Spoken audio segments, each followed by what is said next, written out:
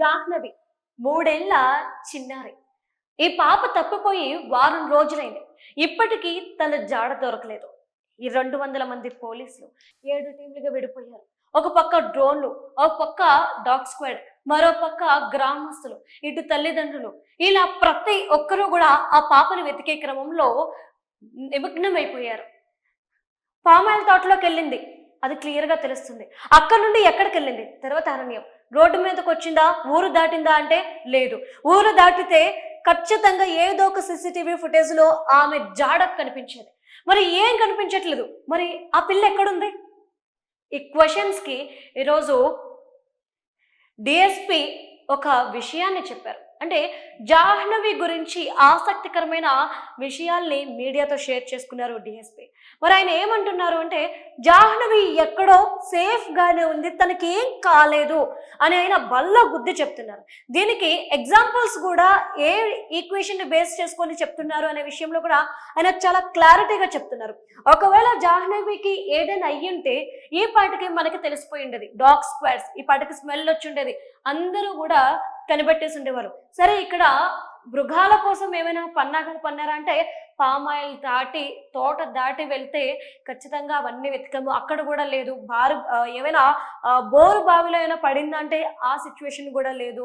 Next వచ్చేసి ఊరు దాటిందా, ఎవరైనా కిడ్నాప్ చేశారా అంటే, ఒకవేళ ఖచ్చితంగా ఊరు దాటి వెళ్తే మెయిన్ రోడ్ అనేది ఉంది, దాని మీదగానే వెళ్ళాలి.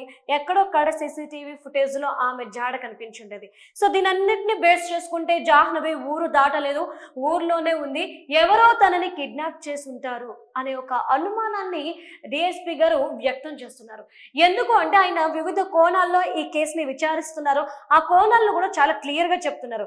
ఒకటి, తన తల్లిదండ్రులకు ఎవరితోనైనా పగ ప్రతీకారాలు ఉన్నాయా, ఆస్తి ఇష్యూస్ ఉన్నాయా, ఎవరికైనా అప్పుండి అప్పు చెల్లించక ఆ ప్రతీకారానికి పాపను అడ్డం పెట్టుకున్నారా అనేది చూశారు. ఇలాంటివి ఏవి కూడా తన బ్యాక్గ్రౌండ్ లో లేవు, కుటుంబ బ్యాక్గ్రౌండ్ లో లేవు. నెక్స్ట్ వచ్చేసి ఎవరైనా కిడ్నాప్ చేశారా డబ్బుల కోసం అంటే ఇప్పటి వరకు బెదిరింపు కాల్ ఒక్కటి కూడా రాలేదు. నెక్స్ట్, ఊర్లో ఎవరైనా కొత్త వాళ్ళు ఎంట్రీ అయ్యారా, ఎవరైనా నిఘా పెట్టారా కొద్ది రోజులుగానే కోణంలో కూడా ఇటు పోలీసులు విచారిస్తున్నారు. జాహ్నవి మిస్ అయిన తర్వాత ఊర్లో నుండి ఎవరైనా కొంతమంది బయటకు వెళ్ళి ఇప్పటికొచ్చి తిరిగి రాకుండా ఉన్నారా, అదే టైంలో బయటకు వెళ్ళిన వాళ్ళు ఎవరైనా ఉన్నారా అనేది కూడా ఆ కోణంలో కూడా పోలీసులు విచారిస్తున్నారు. నెక్స్ట్ వచ్చేసి అనుమానితులు ఎవరైతే ఉన్నారో అంటే కొంతమంది ముఖ కదలికలు బట్టి కావచ్చు, లేదంటే వాళ్ళ చేష్టల వల్ల కావచ్చు, ఇలా అనుమానం ఉన్న ప్రతి ఒక్కరిని కూడా అరెస్ట్ చేసి విచారిస్తున్నారు ఇటు పోలీసులు. ఇంత అంటే 7 రోజులుగా ఇదంతా జరుగుతుందంటే ఈ పాటికే తనకు సంబంధించి క్లూ దొరుకుంటది ఏదైనా అయ్యుంటే. బట్ ఆ క్లూ దొరకలేదు అంటే జాహ్నవి ఎక్కడో సేఫ్ గానే ఉంది, ఎవరో ఆమెని ఎత్తుకెళ్ళిపోయారు.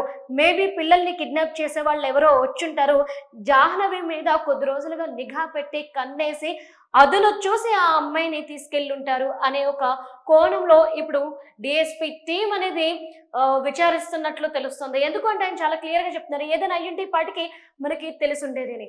ఆయన తర్వాత కుక్కని ఆధారంగా చేసుకునే ప్రయత్నం కూడా చేశారు. కుక్కకి జీపీఎస్ పెట్టి అడవిలోకి వెళ్ళడం, వదిలితే జస్ట్ అక్కడ కొన్ని నిమిషాలు అంటే ఒక 6 కిలోమీటర్ల వరకు వెళ్ళి వెనక్కి వచ్చేసింది. ఆ తర్వాత ఎక్కడెక్కడికో తిరుగుతుంది, కానీ అడవిలోకి కానీ లేదంటే పామాయిల్ తోటలోకి కానీ ఈ కుక్క వెళ్ళలేకపోతుంది. సో దీన్ని చూసిన తర్వాత అక్కడ ఏదో జరిగింది, చూడకూడదు భయంకరమైనది కుక్క ఏదో చూసింది, కానీ అది ఏంటి అనేది ఎవరికి తెలియట్లేదు, అది చెప్పలేని పరిస్థితి. కాబట్టి ఇక ఆ ఆప్షన్ కూడా అంతటితో ఆగిపోయింది.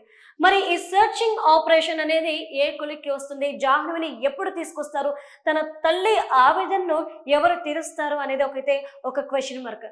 జాహ్నవి ఎక్కడున్నా సేఫ్గా ఉండాలి, క్షేమంగా తన తల్లి చెంతకు చేరుకోవాలని ఇటు ప్రతి ఒక్కరూ కూడా కోరుకుంటున్నారు. ఇటు పోలీస్ డిపార్ట్మెంట్ కూడా అదే పనిలో నిమగ్నమై ఉంది. కాబట్టి మరికొద్ది రోజుల్లో జాహ్నవి జాడను మేము కనుగొంటాము అంటూ డిఎస్పి చెప్తున్నారు. మరి ఈ కథ ఎలా ముగుస్తుంది అనేది వేచి చూడాలి.